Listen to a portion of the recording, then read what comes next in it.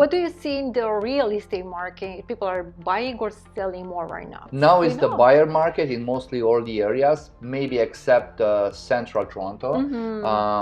But usually in Ontario, like southwestern Ontario, for a large, for a large area, it's a buyer market. So right now, because of the buyers are scared, there are so many listings on the market in some areas, so it's a buyer market. So, prices were going down, the sales were going down. Like in average, they went down like 25-30%.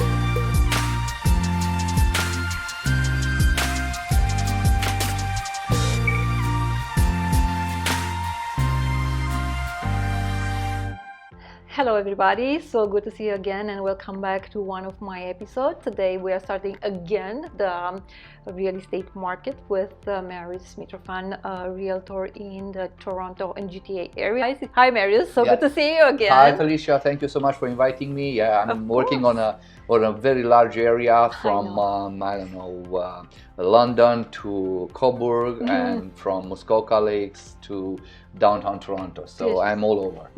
You're everywhere, and you put a lot of kilometers on your car. I know we talked about that, but it's great actually, and I'm so happy we again are starting to talk about the real estate market because we have so many news, right? Because we knew about the way a house would sell back in maybe February, March, April even. Yeah, so I can't wait to tell us what's going on right now with the real estate market and what people should expect, like in a realistic way. Yes, so so many things. Like last time we met, I think was in April, May.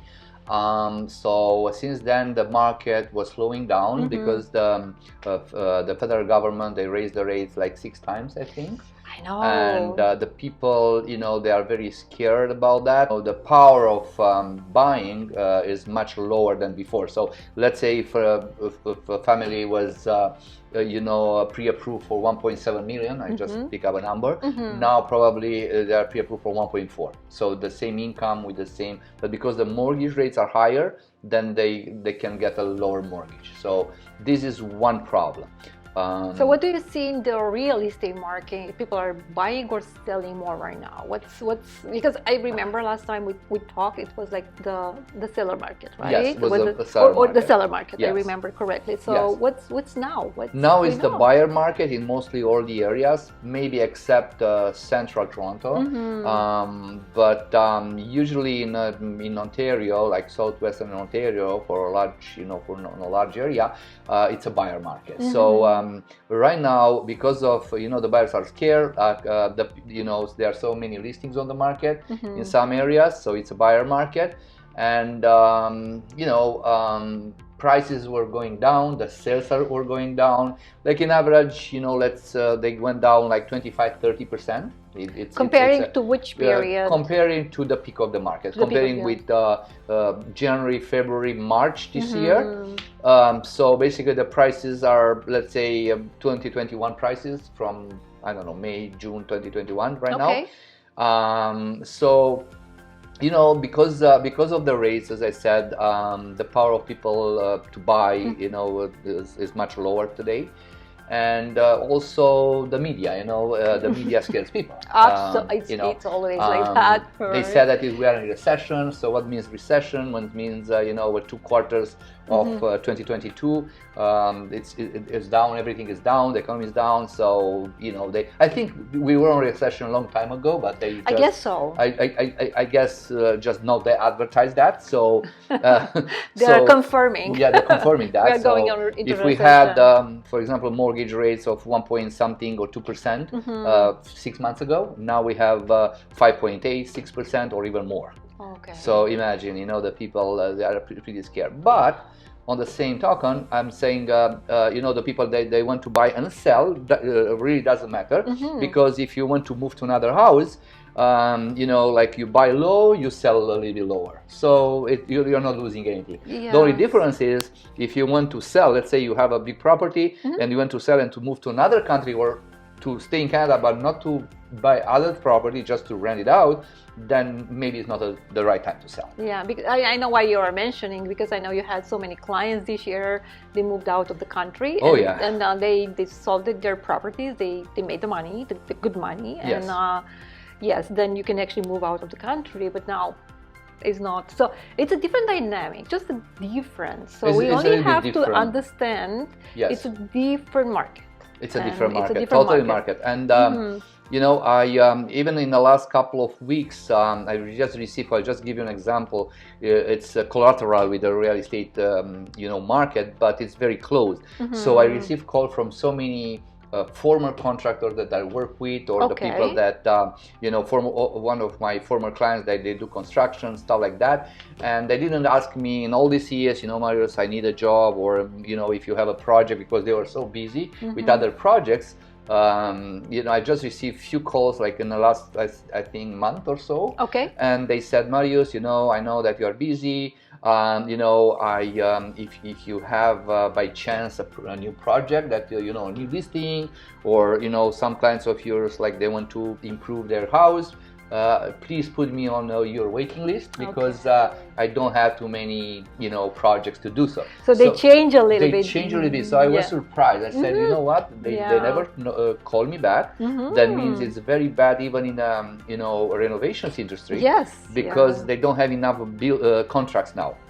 So like a new buildings, you are meaning like a new houses, like, or I'm meaning you know, different projects. Let's say renovating homes, and not just new homes. You know, just resell, but they want to. So basically, what it is, they don't have too many jobs, because you know, mostly of the people, they put a break on all the upgrades for their homes. Why? Because they're afraid that if they spend a certain amount of money, they don't have enough budget to keep their house for, you know, to pay the mortgage and all the taxes and stuff like that for you know, 1 or 2, 3 years, based on what they said, because they said the recession will take a little bit longer.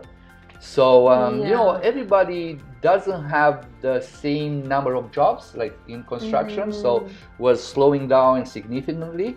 And you know, the people, they don't have too many projects, so that one is a signal from the, you know, the construction side, that the real estate market is not going so well right now. It's a little bit slow. It's going, it might be even the time of the year. While I have you here, a good question is, should we still renovating when we want to sell?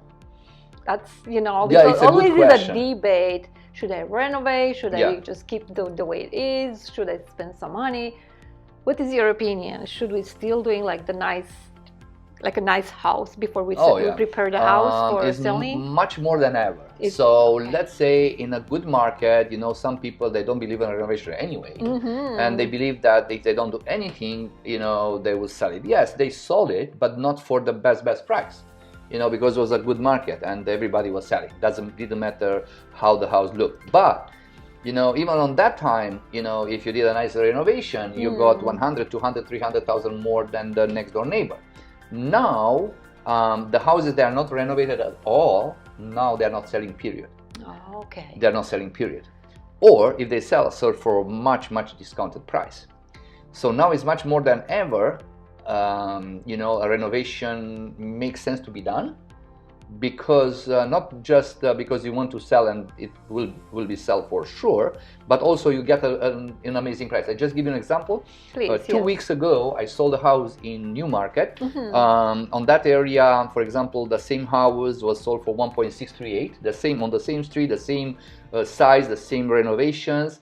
Was sold for 1.638 in you know, sometime in December last year, which was close to the peak market. And I sold it just 2 weeks ago, 7% less than that. I sold it for 1.515, so it's just 7% less than that value. But because we did an amazing renovation, amazing staging, amazing marketing, we got 14% more than other houses sold it on this time on the street. Why? Because the market dropped like 21%. Oh, wow. So we sold it 7% lower, but 14%, so they get 40% more than any other, because they did what I told them to do.